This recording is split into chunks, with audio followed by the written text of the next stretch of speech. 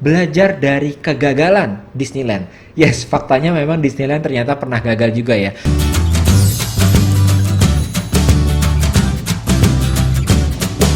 Halo teman-teman, berjumpa lagi dan kali ini saya akan membahas kenapa sih harusnya kita sudah berhenti saja untuk mendesain sebuah bisnis layaknya seperti Disneyland. Banyak kita dengar ya teman-teman ya, bahwa jika kita ingin membuat sebuah bisnis, maka bayangkanlah bisnis kita itu menjadi seperti Disneyland. Bayangkan bahwa kita membuat sebuah experience di mana customer kita itu bisa masuk ke dalam Disneyland, membeli tiket, lalu dijual, diberikan sebuah experience lagi di dalamnya. Bayangkan anak kita masuk ke dalam Disneyland lalu melihat balon yang bagus sekali dan ingin membeli. Lalu masuk lagi ternyata dia melihat sebuah atraksi yang membuat dia tuh ingin ikut di atraksi tersebut.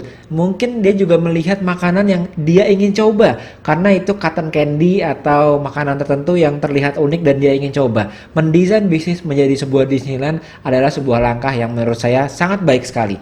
Tetapi ada sebuah fakta yang memang cukup berbeda dan cukup mengejutkan dan bisa menjadi pelajaran kita semua sebagai seorang pebisnis, belajar dari kegagalan Disneyland. Yes, faktanya memang Disneyland ternyata pernah gagal juga ya.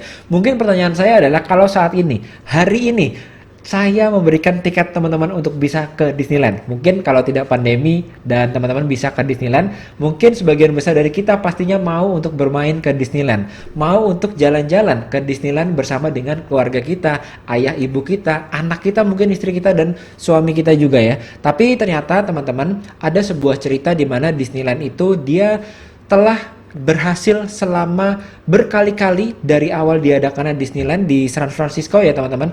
Kita bisa melihat di sini bahwa Juli 18 1955 itu pertama kali dia ada di California. Lalu 1983 itu buka lagi Disneyland di Tokyo. Jadi keberhasilan Disneyland mendesain sebuah bisnis dengan experience-nya itu yang membuat orang itu teringat-ingat dan memorable dan bahkan menyebarkannya ke banyak orang walaupun ternyata harganya itu premium, itu membuat orang terkesan waktu dia bermain ke Disneyland dan ini membuat Disneyland itu buka tidak hanya di California tapi di Tokyo juga, di Shanghai juga.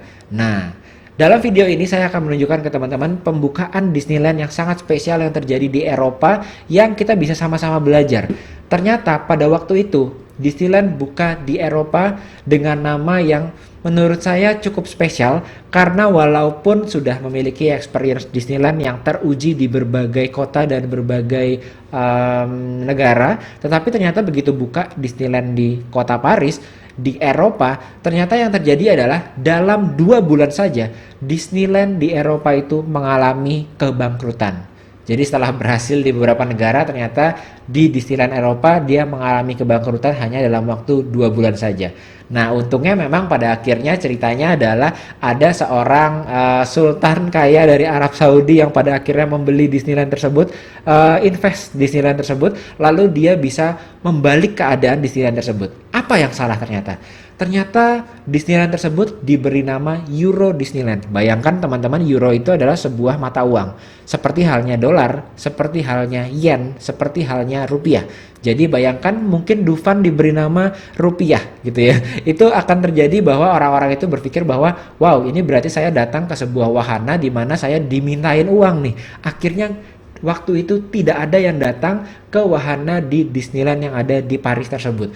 Nah, jadi artinya teman-teman, saya ingin menekankan bahwa kadang-kadang kita berpikir bahwa saya tahu produk teman-teman itu sangat inovatif, produk kita sudah teruji kualitasnya, mungkin sudah certified dari beberapa certification, tetapi ternyata produk yang baik dengan komunikasi yang buruk dan tidak sesuai dengan market itu berakhir di tempat yang kita tidak inginkan. Di mana Disneyland sendiri memiliki sebuah produk yang dirancang dengan sangat baik, experience-nya sangat baik, dikolaborasikan dengan berbagai pihak yang cukup kompleks ya Disneyland itu ya. Bahkan konon katanya dia ada underground-nya juga untuk supaya orang-orang itu kalau ada timnya yang kelelahan, dia tidak tampil di atas di tempat orang-orang sedang memiliki experience yang happy. Jadi begitu ada orang yang lelah, si staffnya itu bisa masuk ke underground-nya dulu, beristirahat di sana.